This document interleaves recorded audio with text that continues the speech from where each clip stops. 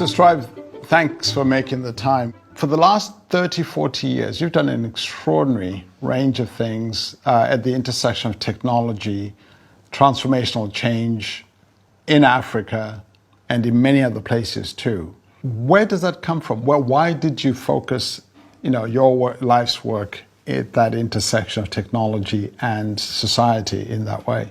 I trained as an engineer.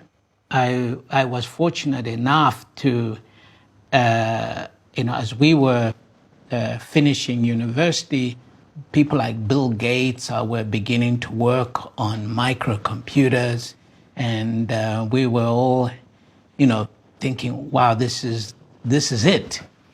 And so it's really the training. But of course, being an African, I went home to my home country, Zimbabwe, after studying in Britain, hoping to help in the reconstruction of our country as an engineer. My own particular discipline was telecommunications, which was about to undergo an incredible revolution.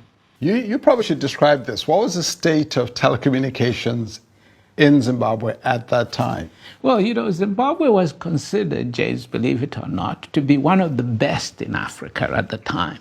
0.7% of our population had access to the telephone. And that was twice the continental average at the time, outside of South Africa and North Africa. So basically, there were no telephones. I mean, I worked for the telephone company, and the official waiting list was 14 years for a telephone. To get a line. To get a line. So it was pretty cool walking down the street as a telephone engineer, because everybody wanted to get a telephone line off you. So what did you do then when you went back home? When I went back home, I worked for the telephone company. Then the digital revolution began to emerge, particularly around mobile phones. I decided to be an entrepreneur because I noticed that no one was particularly interested in adopting the technology. So I set up my own mobile telephone company and tried to persuade the authorities that this was the future, and they kicked me out, and we ended up in a terrible dispute over it. But look, it shows you what can happen. People feel threatened by new technologies, and it can either be ordinary people or even those in authority. I don't think they did it so much out of malice, but out of fear of a technology that they saw in the hands of private entrepreneurs. After that, I almost became like an evangelist for mobile telephony, and went around the continent establishing mobile businesses, including, of course, in Nigeria, Africa's biggest country. I made the first mobile phone call in Nigeria. Is that right? I did, yes. What year was this? I did Nigeria 2001. So I'm kind of the Graham Bell there. Well, clearly, over the years, what you did became an incredible commercial success, an entrepreneurial success. But I'm particularly interested in how did you see the impact of all of that on transforming society and what the possibilities could be for people? If you look at the impact on Africa, James, it's been extraordinary. 75%, the majority of our people, 75% of the population had never heard the telephone ringing, never mind using one. Fast forward to today, the telephone density in Africa, people having a mobile phone in their hands, is in excess of 80% of the population. Wow. Rich and poor, everybody has a mobile phone. I've seen data which suggests that the uplift that was the single largest impact on the GDP uplift. I want to come back to a conversation that I think you and I had in about 2015 or 2016. I remember the moment very clearly. We're in Johannesburg, and we're having a conversation about AI. For you, when did you start paying attention to AI, that this could be quite interesting and remarkable? I think, James, to be fair to you, it was in those conversations. Okay, I was beginning to realize at that point that, oh my God, this is here now. This is not something in the future. Right. And remember, I was interrogating you to say, okay, You were, yes, you were. Who's in this? Who should we be talking to? And then I think by about 2017, I began to assemble my first teams. I actually remember this well because I think some of your team members reached out to me asking me what they should read. Yes. Because you'd ask them the questions. I remember this. Yeah, yeah. Let me ask this, because I want to learn more about some of the things you're doing now. But, as an engineer, as somebody who's watched trends and transformational technologies all the way from mobile, and you were very early at the time, and you're an innovator. What, in your mind, what do you compare AI to? Do you compare it to the mobile revolution, to the internet, to what's the right way to think about the possibilities here? With all humility, I've been saying to people for a while that I look at the internet. I've been looking at my parallels being the internet as a trend. And I say, okay, we are probably around, for some of us, probably this about 1998. The media is beginning to talk about the internet, okay? But some of us have known about things going on in the background for a while, you know? And we've just suddenly hit the browser wars. Turns out to have been just a phony war. Because Google hadn't been born. The e-commerce hadn't been born. Okay, those big applications. Today, everything is the internet. What do we do without the internet? But I think that underestimates this. It underestimates it? I think so. I don't think, I'm not going to use that anymore.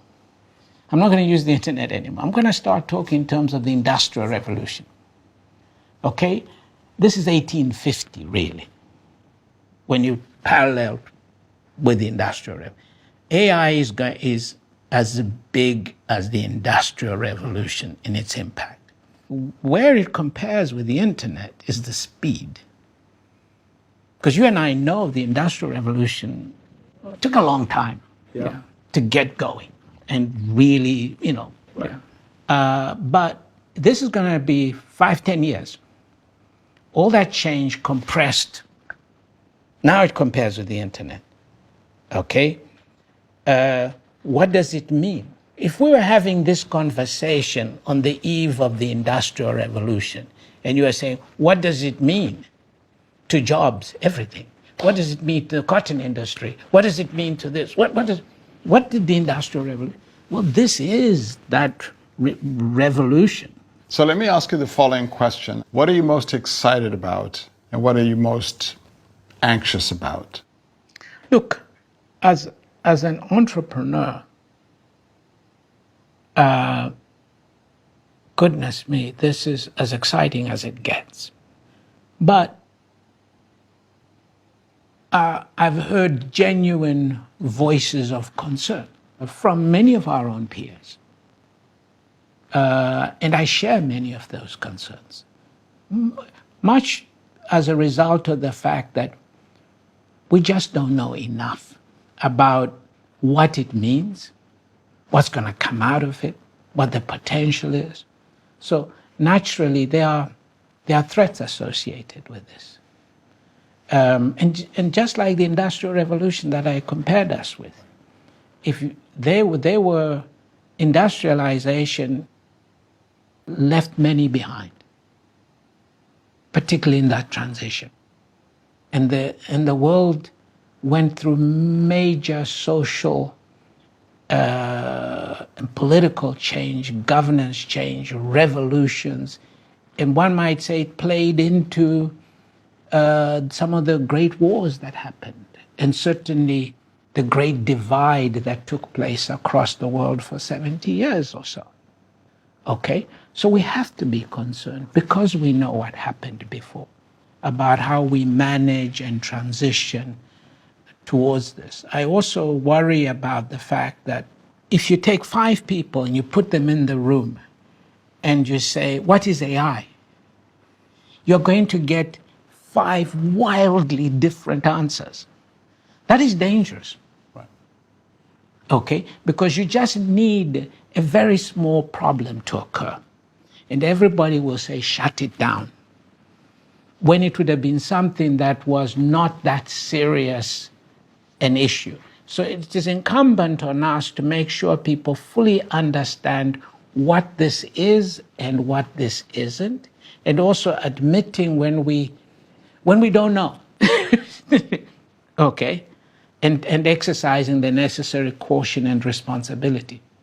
Yeah, no, one of the things that I and we think a lot about is this question of, on the one hand, the possibilities are so exciting, Yeah. whether it's in science, in addressing all kinds of challenges in society and so forth. But at the same time, there are some complexities and risks that we have to pay attention to, and it's kind of both, and you're right. Some of these are still research questions. Yeah. We don't fully understand, and so there's still more research to be done, more work on safety and all these questions. I'm particularly interested in this question of both opportunities and challenges. Speak as an African. How do you think about this in the context of the global South, places like, the continent of Africa? I can see the opportunity at one level, but it's not inevitable that we'll be a part of this opportunity. Okay? Some things we have to do, and others will require that we're allowed to fully participate. And by participate, say more, do you mean helping to develop the technology or get the benefits of using the technology, or both? We don't want to be users any more than we want to be used. Okay? We want to fully participate in the economic opportunity. What would that look like? We have to be able to build our own enterprises. We will have to be able to, our own entrepreneurs must feel they're a part of this, that we are creating wealth, that we're not just users of platforms and systems where others have the economic benefit. Otherwise, that would be a very angry world. We have to make sure that our young people, remember, our mean age is 19.7. We're the youngest continent in the world. In the next 25 years, we will be easily the world's largest population. We'll be somewhere 22 to 23% of the global population. And by the turn of the century, some numbers are saying we could be as much as 40% of the world's population. Yet a lot of the conversations, we are left out.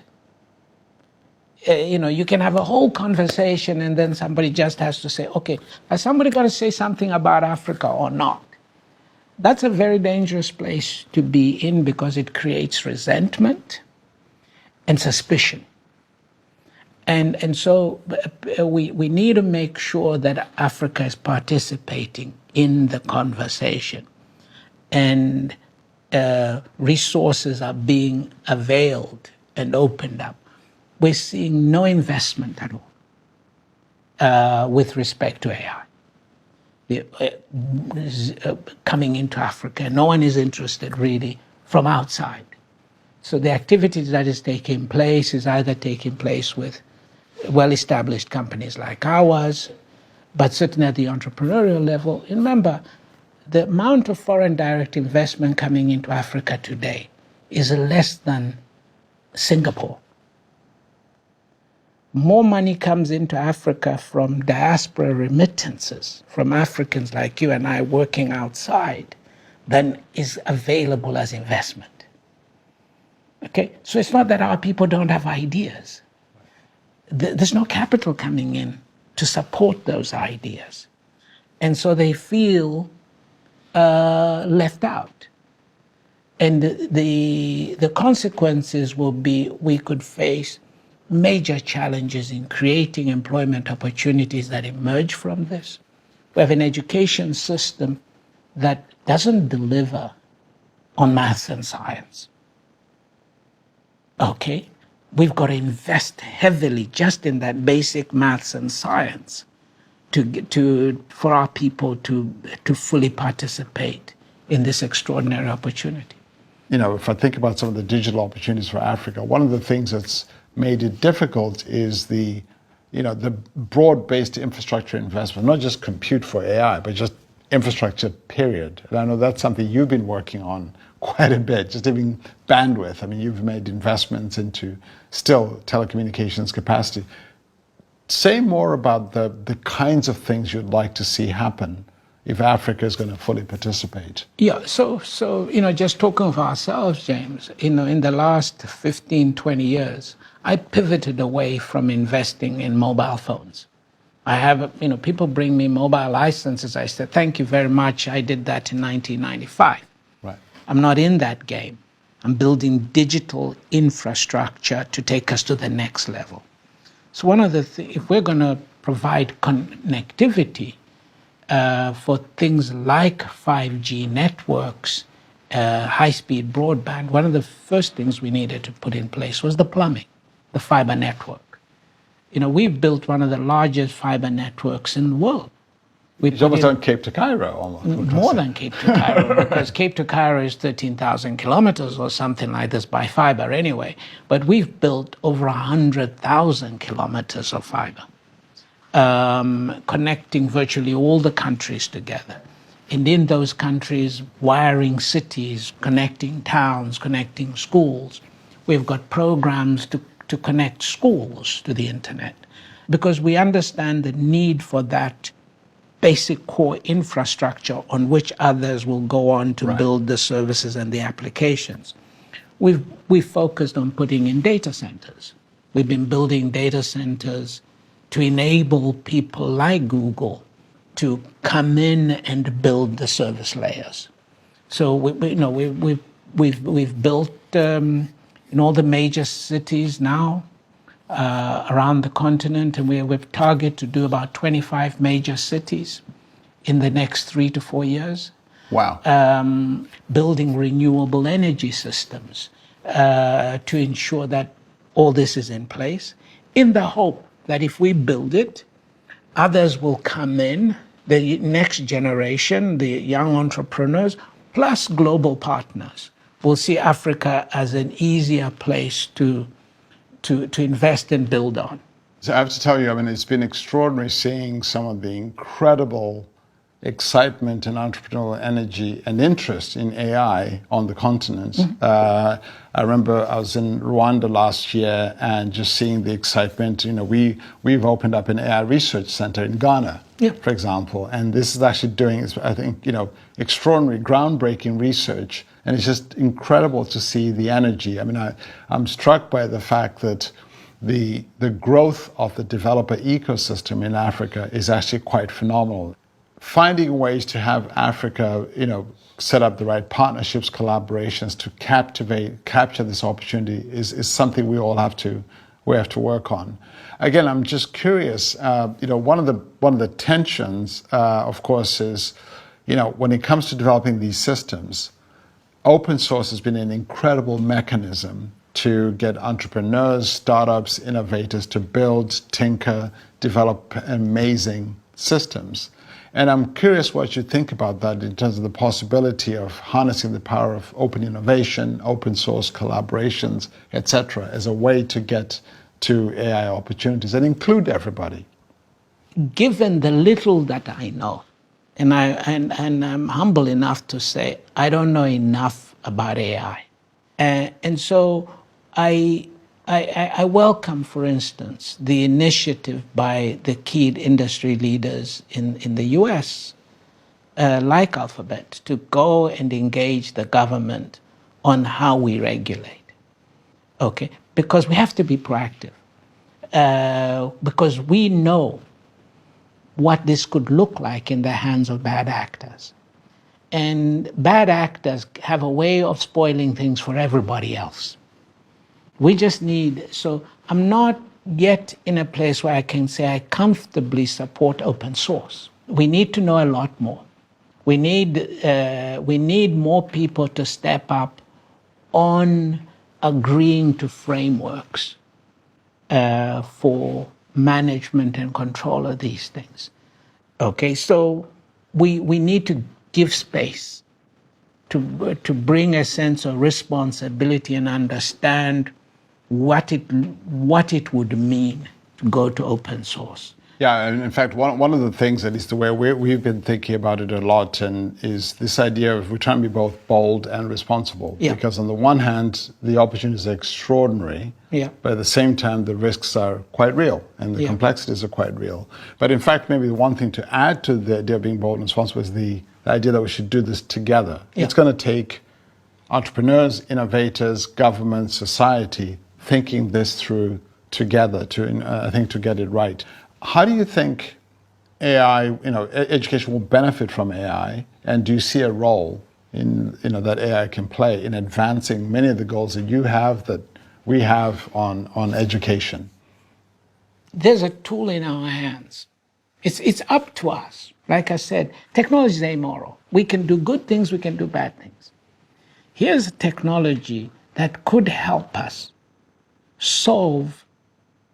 bring total equality to education, bring to ensure that a child sitting in Harare or Lagos could access the same quality of educational material in maths and science and other things through AI. Yes, there will be AI teachers.